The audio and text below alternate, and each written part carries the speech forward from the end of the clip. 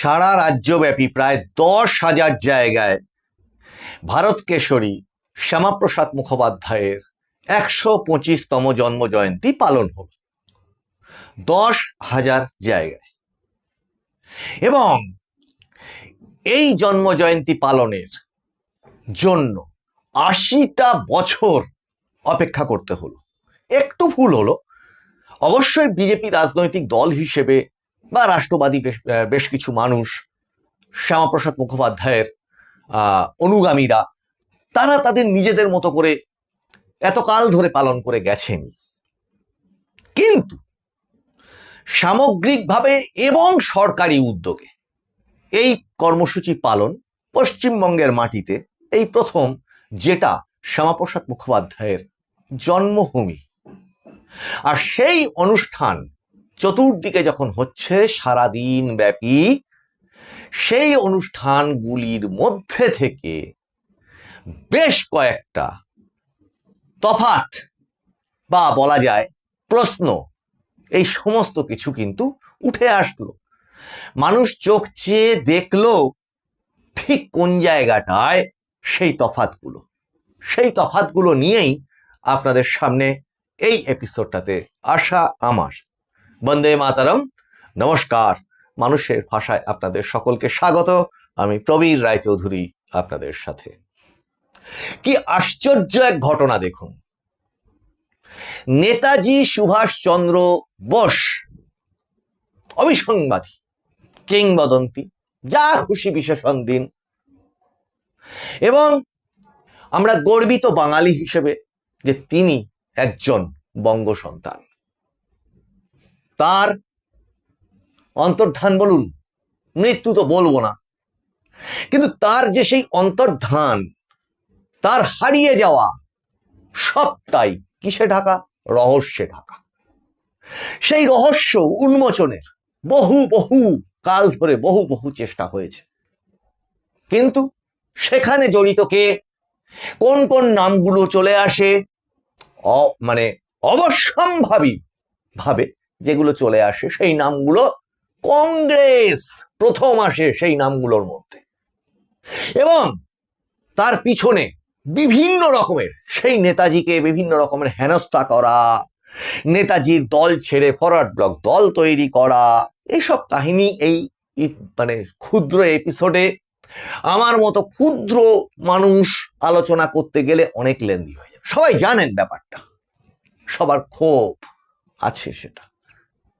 কিন্তু আর একটা আশ্চর্য জিনিস কি দেখুন, এই সেই আবার একজন বঙ্গ সন্তান, ভারত কেশরী শ্যামাপ্রসাদ মুখোপাধ্যায়, তার মৃত্যুও রহস্যে ঢাকা।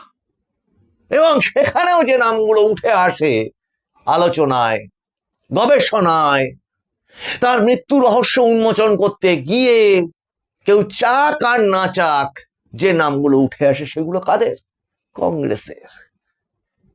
আচ্ছা, ওই গান্ধীজি, নেহেরু, পণ্ডিত নেহেরু, এই সমস্ত যে জমানাটা, পরবর্তীতে এই যে দুটি বঙ্গ সন্তানের কথা বললাম, তাদের অবদান, আচ্ছা বলুন তো কারা কারা অস্বীকার করেছে?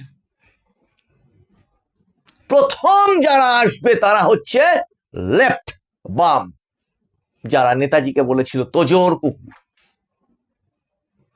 আর এই ভারত কেশরী শ্যামাপ্রসাদ মুখোপাধ্যায়কে ব্যঙ্গের ছলে বলেছিল শ্যামা পোকা। তা ঘটনা হচ্ছে আজকে যখন এই বীর দুই বঙ্গ সন্তান, কিংবদন্তি, শ্রদ্ধেয়, যাই কিছু বলুন না কেন, রচনা লিখতে বসিনি তো, কিন্তু এদের অবদানটা পুরো ভারতবর্ষের ওপরে ঠিক কতটা, আর এই পশ্চিমবঙ্গের ওপরে সেখানেও তাদের অবদান কতটা, আর সেটা স্বীকার করতে কি অসুবিধা হয় একজন ভারত প্রেমিকের? রাষ্ট্রকে, মাতৃভূমিকে যে ভালোবাসে তার সমস্যা হয় কেন? যে মানুষটা আইএনএ ফৌজ তৈরি করে ব্রিটিশদের বিরুদ্ধে লড়াই করে, তাকে কেন তোজোর কুকুর বলা হয়েছিল বামদের তরফ থেকে? আবার যে মানুষটা বলেন যে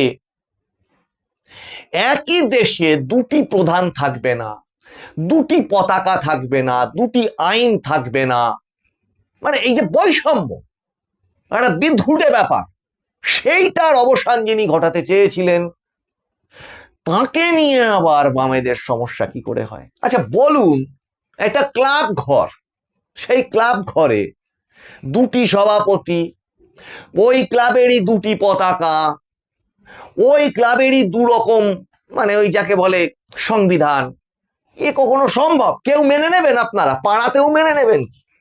কোনো একটা সাধারণ কমিটি গঠন হলো, পাড়া কমিটি, তাতে এরকম হয়?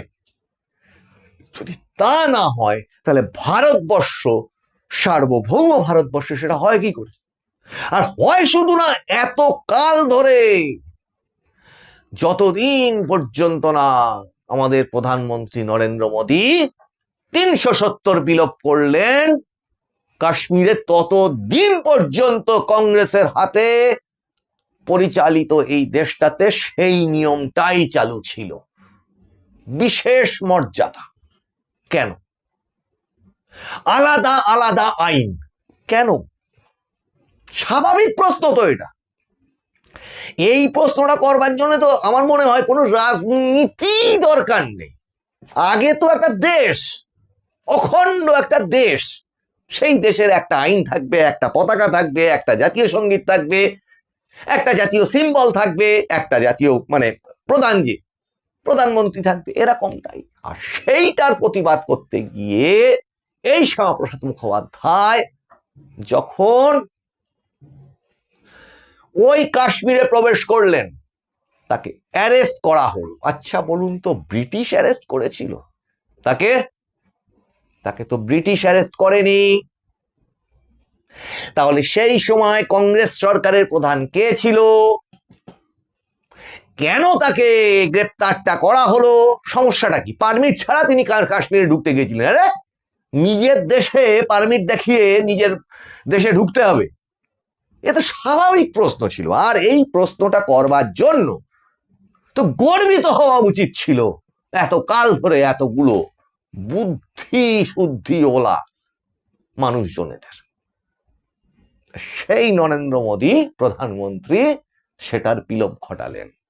তাহলে এই বাংলাতে জন্মগ্রহণ করা একজন মানুষ, যার মানে আদর্শ নীতি, যাকে সারা ভারতবর্ষের মানুষ কুর্নিশ জানিয়ে এসেছে, এবং সারা ভারতবর্ষে তার নীতি আদর্শে পরিচালিত একটি দল, প্রতিষ্ঠিত একটি দল, সমস্ত জায়গায় মানুষের সমর্থন পেয়ে চলেছিল, তখন এই পশ্চিমবঙ্গ তাকে মিনিমাম মর্যাদাটুকু দেয়।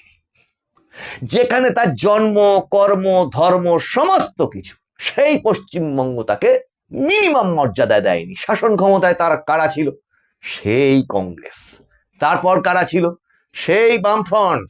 আর তারপর ওই কংগ্রেস ভেঙে তৈরি হওয়া তৃণমূল, আর বাম ভেঙে সেই তৃণমূলের ফুলে ফেপে ওঠা তৃণমূল কংগ্রেস। তাহলে এই দলগুলি কি মনে হয় দেশের জন্য কিছু করে? আপনাদের কাছে প্রশ্ন রাখছি, সিম্পল প্রশ্ন। আজকে শ্যামাপ্রসাদ মুখোপাধ্যায়ের জন্মদিবস পালিত। আচ্ছা, এই পশ্চিমবঙ্গ দিবস নিয়ে কত আপত্তি, কংগ্রেসের আপত্তি, বামেদের আপত্তি, তৃণমূল কংগ্রেসের তো অবশ্যই আপত্তি। তাহলে এই পশ্চিমবঙ্গ দিবস, আচ্ছা সেই পশ্চিমবঙ্গের যেটা প্রস্তাব, শ্যামাপ্রসাদ মুখোপাধ্যায়ের উদ্যোগ, যদি নিন্দুকেরা বলেন, নিন্দুকেরা সমালোচনা করতে গিয়েও যদি বলেন যে তার অবদানকে ছোট করবার চেষ্টা করেন, তা বামেদের প্রতিনিধি জ্যোতি বসু তিনিও তো ওই প্রস্তাবের সমর্থন করেছিলেন, ওই প্রস্তাবটাকে। তাহলে এটা কি কন্ট্রাডিক্টরি দেখুন, যে এই বামেরা তাহলে এই পশ্চিমবঙ্গ দিবসকে কেন পালন করে না? কি আশ্চর্য ব্যাপার। উল্টো দিকে ভাবুন, যে বলে না যে প্রধান শত্রু, বামেরা প্রধান শত্রু খোঁজে সবসময়, ওটা হচ্ছে প্রধান শত্রু, ওরা একটু আমাদের বন্ধু বন্ধু।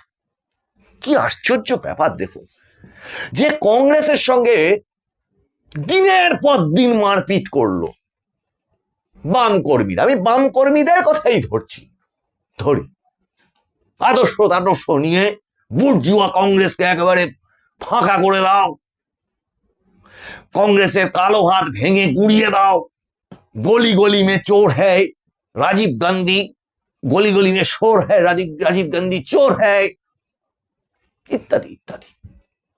সেই কংগ্রেস, তার সাথে কি সুন্দর বন্ধু হয়ে গেল বামফ্রন্ট। এক মিছিলে হাঁটা শুধু না, একটা পতাকার মধ্যে এক পাশে হাত চিহ্ন তেরঙা, আবার এক পাশে কাস্তে হাতুড়ি লাল, এই দৃশ্যও দেখতে হলো। আবার দেখুন তার পরবর্তী অংশটা কি, যে বামকে হটানোর জন্য তৃণমূল কংগ্রেস এক একটা আন্দোলন করলো, কি ভয়ঙ্কর ভয়ঙ্কর সে সমস্ত দৃশ্য, প্রতিবাদ। এবং সেই সমস্ত আন্দোলনগুলোর মধ্যে পরবর্তীকালে অনেক কিছু জানা যাচ্ছে, সেটা সরিয়ে রেখেই বলছি, তখনকার ইম্প্যাক্টার কথা বলছি। নেতাই, নন্দীগ্রাম, কত কিছু ঘটে গেল, বলতে না বলতে বন্ধ, বিধানসভা ভাঙচুর, সব হলো, সিঙ্গুর থেকে টাটাকে তাড়ানো হয়ে গেল। তারপর কি হলো এখন দেখুন, যে তৃণমূল কংগ্রেস আবার সরকার পাল্টে গিয়ে পড়ে গেছে ধপাস, সেই তৃণমূল কংগ্রেসের সব থেকে বড় বন্ধু এখন কে, আবার সেই বামেরা। কি এক অদ্ভুত আশ্চর্য, কি ভাষা দিয়ে ব্যাখ্যা করা যাবে জানা নেই। কিন্তু আজকে শ্যামাপ্রসাদ মুখোপাধ্যায়ের এই 125তম জন্মদিন অনেক কিছু ওই তফাৎটা বুঝিয়ে দিল। রাষ্ট্রপ্রেম, রাষ্ট্রবাদ আর রাষ্ট্র বিরোধিতা, এইটা একদম দুপাশে আলাদা করে দেখিয়ে দিল। কি অসুবিধা ছিল, এমন যদি সম্প্রদায়গতভাবে ভাবেন, সেভাবেও যদি ভাবেন, তাহলে আজকে সংখ্যালঘুদের ভাবতে হবে যে এটা তো বিজেপির অনুষ্ঠান শুধু নয়, আজকে এই পশ্চিমবঙ্গে যদি থাকতে হয়, এই ভারতবর্ষে যদি থাকতে হয়, তাহলে ভারতবর্ষের মুক্তি আন্দোলনে, স্বাধীনতা আন্দোলনে, পশ্চিমবঙ্গের অন্তর্ভুক্তির প্রয়াসে যে সমস্ত কিংবদন্তি মানুষগুলো, নেতাজি, এই শ্যামাপ্রসাদ মুখোপাধ্যায়, যারা যারা অবদান রেখেছেন,